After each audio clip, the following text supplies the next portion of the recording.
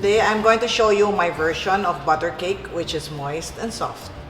Let's get started. For the butter cake, you need 1.5 cups of butter, 1 cup sugar, 12 egg yolks, 1 cup sugar, 6 egg whites, 1/3 cup sugar, 3.5 cups cake flour, 2 tablespoons baking powder, 1/2 teaspoon salt, 3/4 cup evaporated milk. We will mix together flour, salt, and baking powder.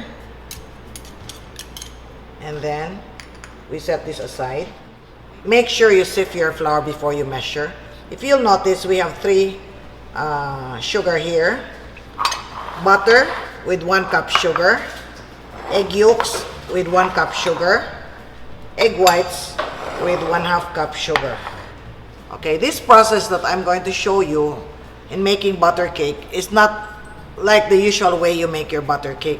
This one has several steps. The purpose of this is to lighten your butter cake, so your butter cake comes out soft instead of dense. Because normally butter cakes are a little bit dense, but this one is a little bit softer because we whip the egg whites and the egg yolks separately. Okay, so we will start with the egg yolks. I have here 12 egg yolks. Okay, and then I have here 1 cup of sugar. We're going to whip this until it's thick and it's light in color.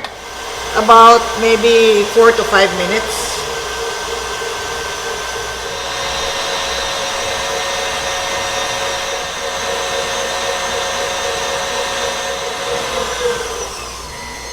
This is how it will look like after about 4 to 5 minutes. See?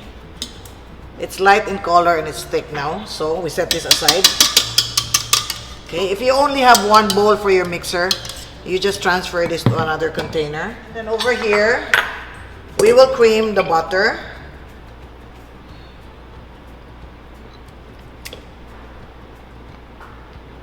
We will cream the butter and the sugar, 1 cup sugar. Okay.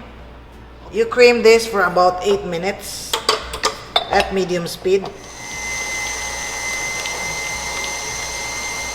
This is how the mixture looks like after, this is about after 8 minutes, see?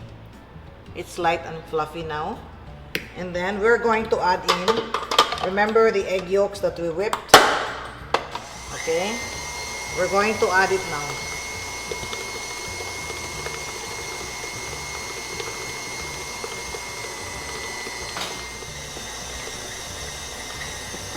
Alright. If you want to add vanilla, you can add 1 teaspoon of vanilla. Alright. Then you lower the speed. And then we will add the milk alternately with the dry ingredients. We start with the dry and we end with the dry. Okay, it doesn't matter how much you add at a time. Just make sure that you start and you end with the dry ingredients.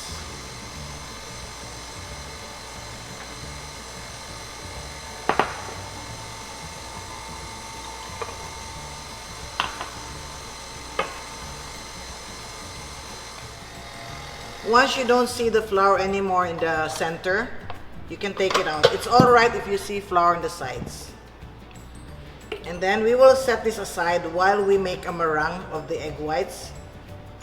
For this recipe, remember we have 12 egg yolks, but you only need 6 egg whites. Okay? So you can use your remaining 6 egg whites for whatever recipe you want to use it for. For now, we will only use 6. Make sure when you separate, there is no egg yolk mixed with the egg white. Even 1 drop of egg yolk.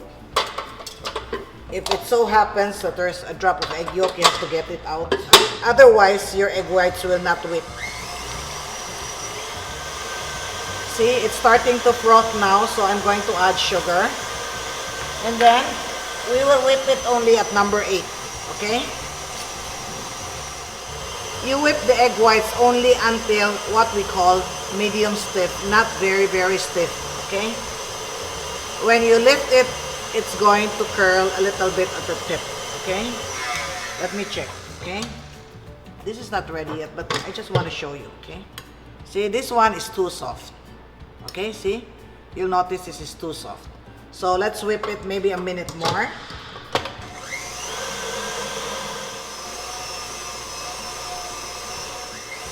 Let's check again, okay? See? This one is good. It's going to bend a little bit. Okay? This is good. It's over, for this recipe, it's better to under whip than to over whip. Okay?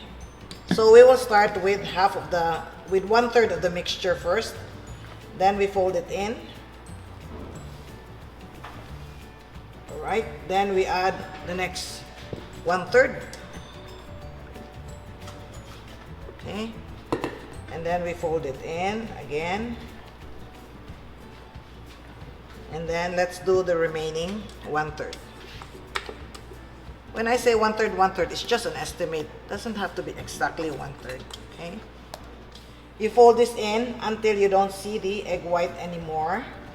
And the mixture is uniform in color, uniform in texture. As I said, this procedure, the beating of the egg yolks and the beating of the egg whites separately, is to lighten the butter cake, so your butter cake is not very dense. Because the usual butter cake is very, very dense. It's a little bit like a pound cake.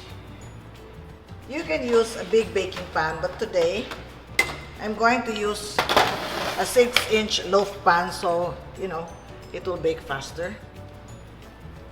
You can weigh this if you want it to be exactly the same. You give this space because this will rise.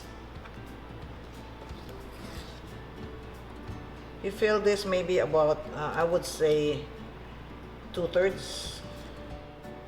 This is about 420 grams each, more or less. We will put this in a 330-degree oven, 330 degrees Fahrenheit, for about 45 minutes, or we will check if it's done. If you put it in a big pan, it will bake at around 1 hour and 10 minutes, okay? If you want to use one big pan, it's 13 by 9 by 3. Okay, let's put this in the oven. I have many recipes to share with you. If you're interested, please like, share, subscribe, and click the notification bell so you can be alerted when a new video is uploaded. Here's our butter cake. Okay. This has been in the oven for about 45 minutes. We will cool and then we will unmold this.